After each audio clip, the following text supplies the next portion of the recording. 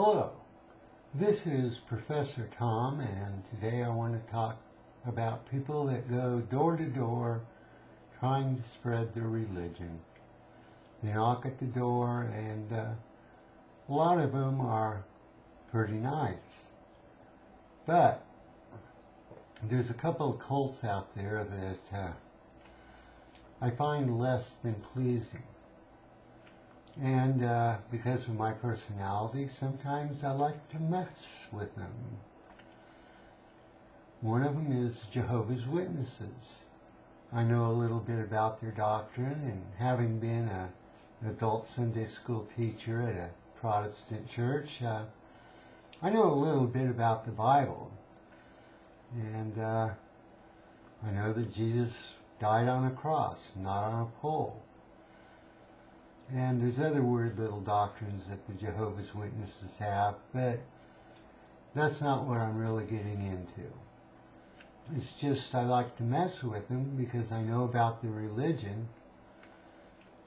So like a couple of months ago, I had two guys knock at my door. One was originally from Colombia, and the other one was obviously your standard white guy. And the Colombian guy, he had a smile on his face, and he was pretty amiable.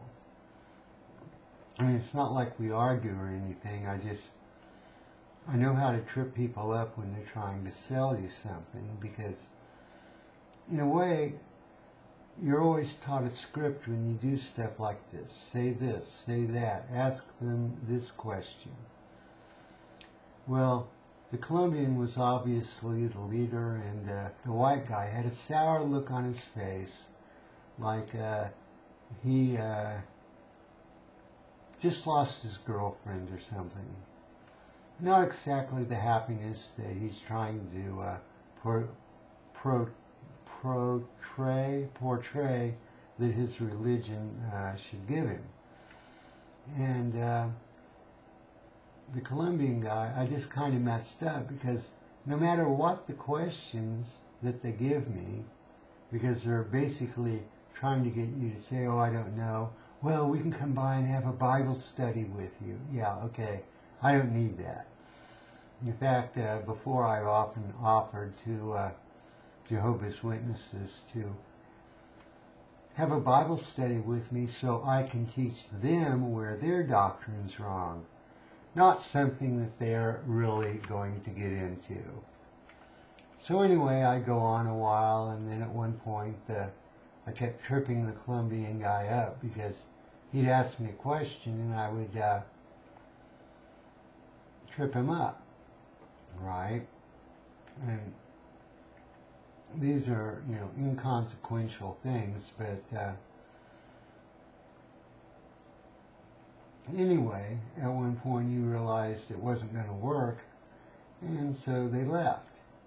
Now, there was another time when I was in grad school in Buffalo, New York, and I got a knock at the door, and it was two women Jehovah's Witnesses.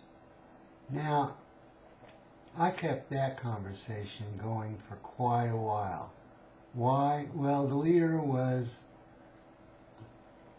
probably a 30-something blonde female, and the second was this really hot redhead. I mean, I'm talking like hot, like model cover hot.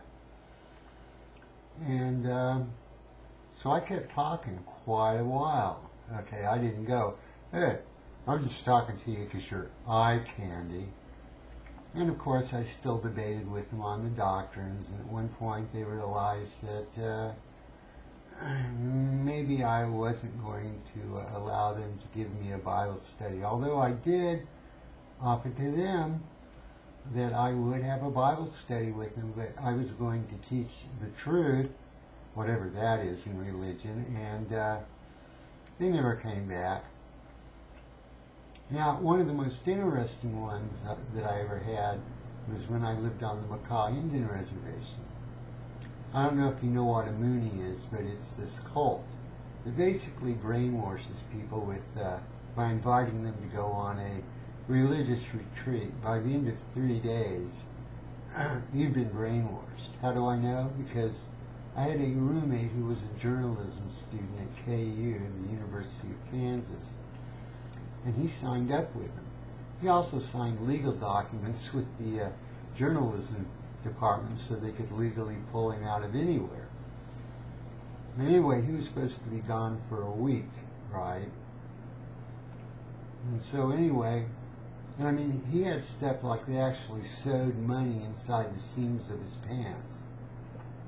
So anyway, he goes off, and about 2 days later, he's back in town, and I says, Dave, you're supposed to be gone longer.